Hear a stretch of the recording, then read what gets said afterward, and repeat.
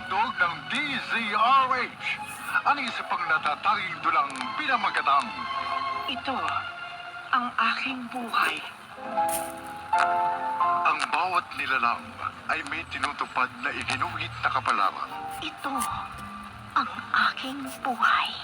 At ang lahat ay handang harapin ang mga pagsubok na sa kanya'y nakalaan. Ito ang aking buhay. Ano man ang kahinatnan, dapat lang tanggapin ng buong tatag at tapang. Dahil ito ay kaakibat ng paghamon sa kanyang kakayahan. Ito ang aking buhay. Ano man ang maging bunga ng tadhana, dapat lang harapin ang sino man. Dahil ito ay pagsubok at bahagi ng kanyang buhay. Kaya ang bawat hampas ng araw sa dagat ay mananatiling na ayon sa kalagayan ng karagatan. Dapat lang tayong sumunod sa kung ano ang sa atin ay nakatakda at nakalaan. Ito ang aking buhay.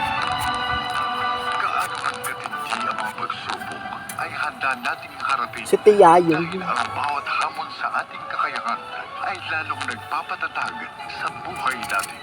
Hindi sumusuko sa bagyong dumarating. Mananatiling matibay anumang lindolang dumating. Umaasang pagkaraan ng mga hindi mapilang na hagupit na nag-iwan ng latay sa ating katawang naiimpig. Mananatiling nakatayo ng taas noo at buong giting. Ito ang aking buhay. Mga balitang bago atin.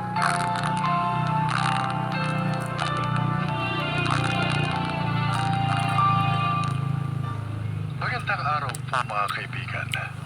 Narito ngayon ang kwento ng isang kabataan na minsan naharap sa matinding pagsubok. Pero hindi niya inaasahang ito ay kanyang malalagpasan na hindi nasira ang karangalan. Siya ay si Jessica.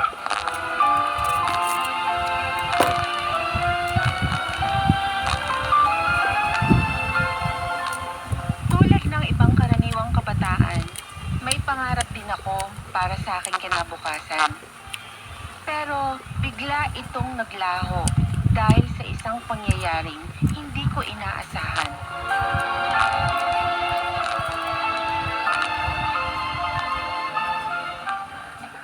Nakikiramay mo kami, Aling Kilisa at Jessica. Salamat. Pagdamutan niyo tong konting nakayanan namin. Nakakatulong to kahit papano. Salamat po. At ang ano man. Nay, magpahinga na muna kayo. Ilang gabi na kayong walang maayos na tulog dahil sa pagbabantay sa lamay ni tatay. Pabayaan mo ako, anak. Tipong muna kayo. Gusto ko lang lagi nakikita ang tatay mo. Pero, Nay... Nasa ina. Sikasuhin mo na lang yung iba naglalamay. Iwan mo na ako dito. Sige po, kayong bahala. Tawagin niyo na lang po ako kung magpapahinga na kayo, Nay. Oo, sige. Sige po. Renato, ano na ako ngayon wala ka na? Hindi ko alam kung anong gagawin ko. Naawa po kay Jessica. Paano ko siya bubuhayin? Anong gagawin ko, Renato?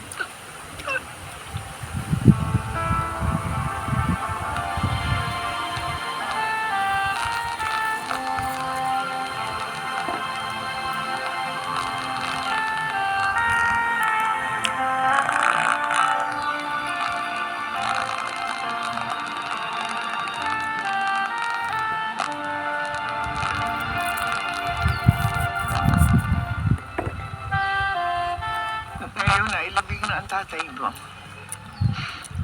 Iisip ko, paano tayo magsisimula?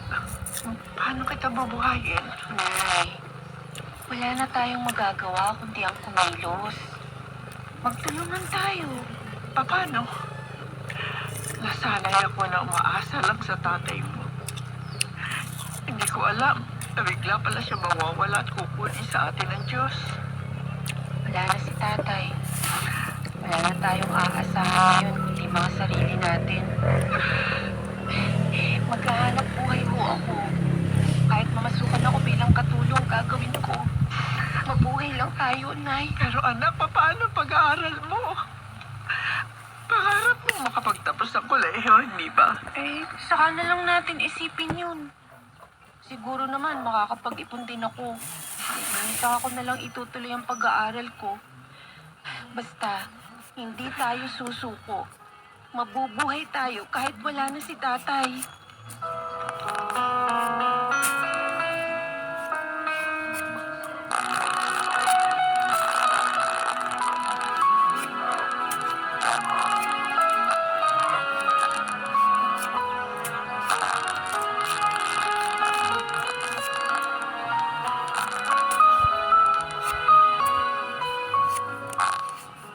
Sigurado ka bang gusto mong mapasok ang katulong dito sa mansyon? Opo, masipag po ako. Sanay ako sa mga gawaing bahay. Kaya sige na po, sir. Tanggapin niyo na po ako. O sige, tanggap ka na. Talaga ho? Oo, at pwede ka na magsimula ngayon kung gusto mo. Naku, salamat. Salamat ho, sir. Ipinapangako ko ho. Magtatrabaho ako ng maayos. Hindi ko ho sasayangin ang tiwalang binigay niyo sa akin. Salamat po talaga.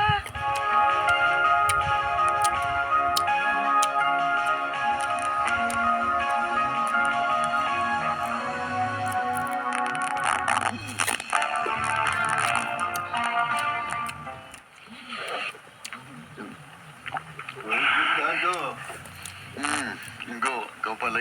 Halika. Sabayan mo ako magkape. Tapos na ako. Alam mo, kanina pa kita pinagmamasdan sa malayo. Ha? Lagi kang nakatingin kay Jessica. Parang wiling-wili ka sa kanya. Ingo. Kuya, bata pa siya. At may itsura. Baka masaktan ka lang. Ganyan bang iniisip mo? May gusto ko siya. Lalaki ako. Kaya hindi ka makapagkakaila sa akin. Sabagay, walang masama dahil matagal ka ng byudo. Pero sa ganyang edad, ewan ko lang kung mapaiibig mo siya ng totoo. Baka pera mo lang ang habulin niya sa'yo. Ingo. Binabalaan lang kita, kuya. Dahil kapatid kita at ayokong masaktan ka.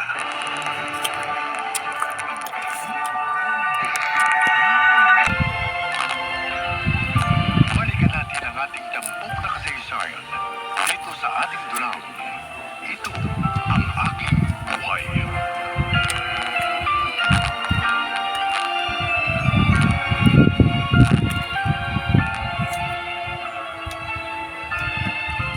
Gusto niyo na po akong makausap, Sir Giustato?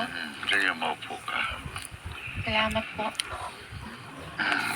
Tungkol ho sa anong pag-uusapan natin, sir? Nalaman ko na second year college ka na. Ang Pero hindi mo natapos dahil sa biglaang pagkamatay ng tatay mo. Kaya napilitan kang mamasok ang katulong, tama ba? oho, Pangarap mong maging isang mahusay na doktor. hindi na ho yun mahalaga ngayon, sir. Gusto mo bang matupad yun? Sir? Handa akong tulungan ka. Ho? Tutustusan ko ang pag-aaral mo, pati pa ang kailangan nyo ng nanay mo. Sir, Yun ay kung papayag ka sa gusto mo. anong ibig niyong sabihin, sir? May kapalit ang lahat ng alok ko sa'yo. Sir Giustato?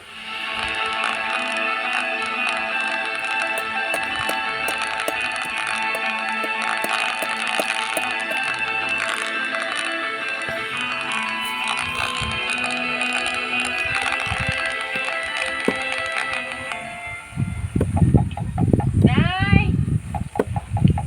Nay, ako! Ito, si Jessica! Sandali! Nay! Jessica!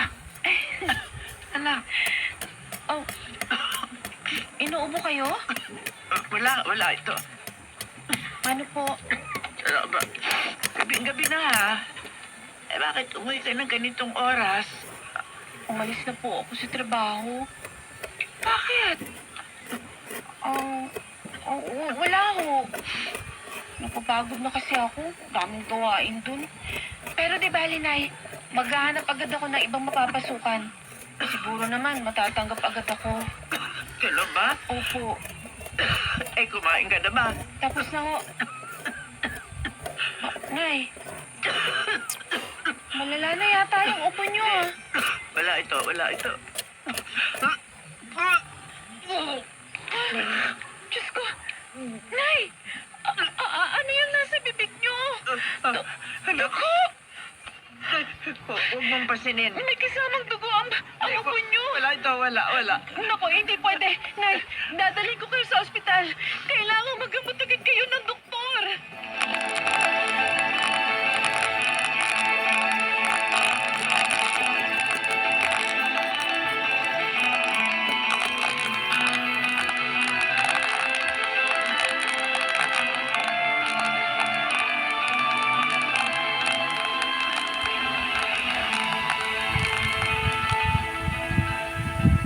Dok, Dok, kumusta ang nanay ko? Ano pong sakit niya? Maliban sa tuberculosis, may nakita kaming tumor sa kanyang ovary na kailangan na maoperahan. Pero kailangan muna nating unahing gamutin ang kanyang TB at palakasin ang kanyang katawan. Mangangailangan tayo ng malaki-laking halaga para sa kanyang operasyon. Dok, Ihanda mo ang pera para mabuhay pa ang iyong nanay. saan ako kukuha ng malaking halaga? Saan? Balikan natin ang ating tampok na kasaysayan dito sa ating dulang. Ito ang aking buhay.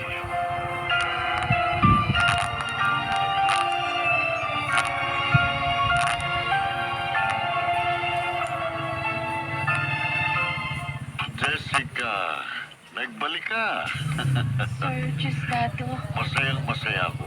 Akala ko, tuluyan ka nang aalis dito sa mansyon.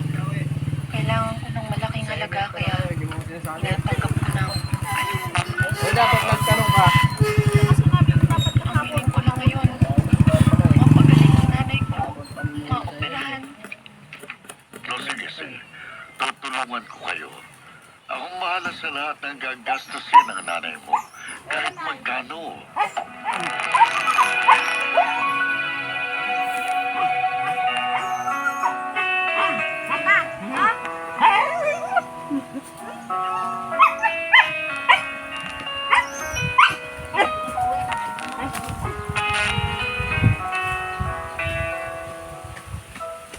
Saan ka kumuha ng pera, anak? Ah, Alam ko malaki ang ginastos mo dito sa ospital para sa pagpapagamot ko. kay Sir Giustato ho, Nay. Tinulungan niya tayo.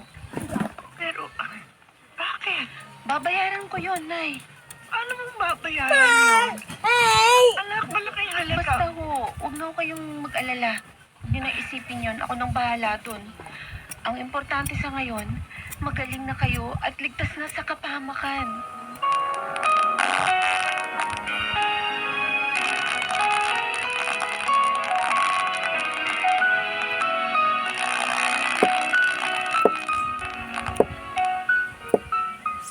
Masaya akong natulungan ko si Jessica. Yun. Magagawa ko ng gusto mo sa kanya. At alam kong hindi niya ako bibituin.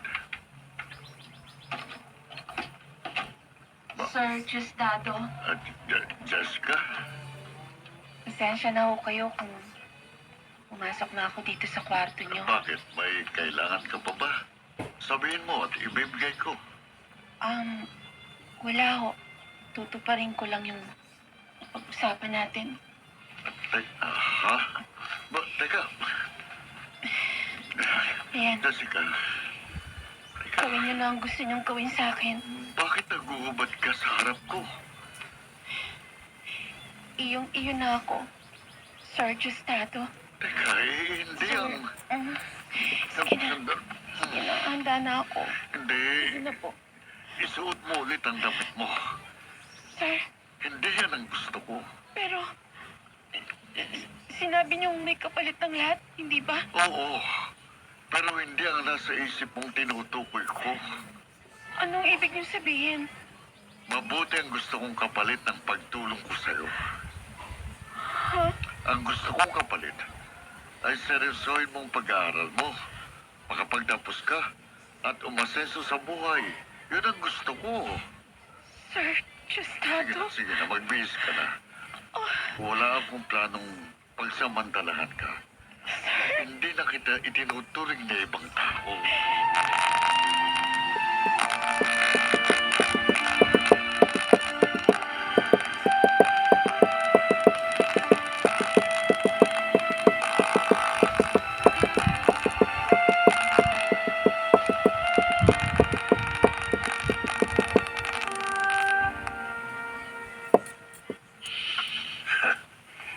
Nagawa mo pigilan ang sarili mo, kuya. Go. Hindi pagnanasang nararamdaman ko sa kanya. Anong nararamdaman mo para sa kanya? Si Beatrice, ang bunso nating kapatid na namatay sa ng sakit na leukemia. Siya ang nakikita ko kay Jessica. Kaya para na rin kapatid ang turing ko sa kanya. Pakiramdam ko na buhay sa kanyang kapatid nating bunso. Kaya hindi ko siya kayang pagsamantalahan. O bakit ka tumatawa? Natutuwa ako sa iyo, kuya. Nagkamali pala ako. Hinusgahan agad kita. Tumutulong tayo sa kapwa ng bukal sa kalooban. At hindi naghihintay ng anumang kapalit.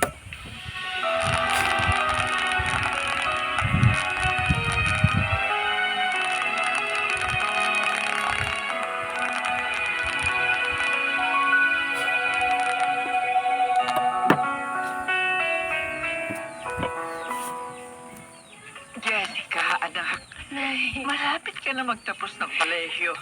Ilang linggo na lang gagraduate ka na. Oo nga ho. At lahat ng yon ay utang ko kay Sir Gustavo. Napakabuti niya. Busilak ang kanyang puso. At sana dumami pa ang katulad niya. Isa siyang tunay na Samaritano. Handang tumulong sa kapwa ng walang hinihintay na kapalit. Pagpalain nawa siya ng Diyos sa kanyang ginawa.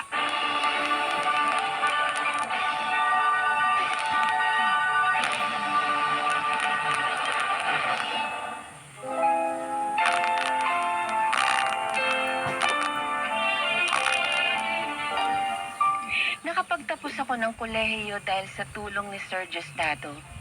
At tinatanaw ko yun na isang malaking utang na loob. Ngayon, katulad niya, handa rin akong tumulong sa ibang nangangailangan bilang gante sa magandang nangyari sa buhay ko. Ako si Jessica at ito ang aking buhay.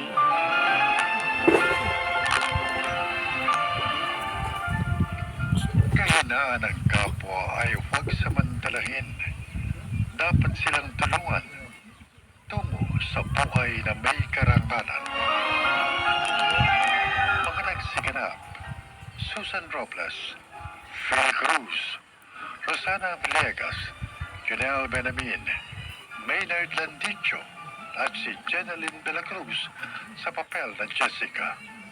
Naglapat ng angkop na tunog Jerry Mutia sa musika Buboy Salonga, supervisyong teknikal Eric Lucero at Bong Boyar, creative consultant Phil Cruz, production assistant Anching Cruz. Ito ay mula sa panulat ni Sofia Angelic Landicho. Sa direksyon nila June Martin Legaspi at Maynard Penosa Landicho Jr. Ito ang aking buhay.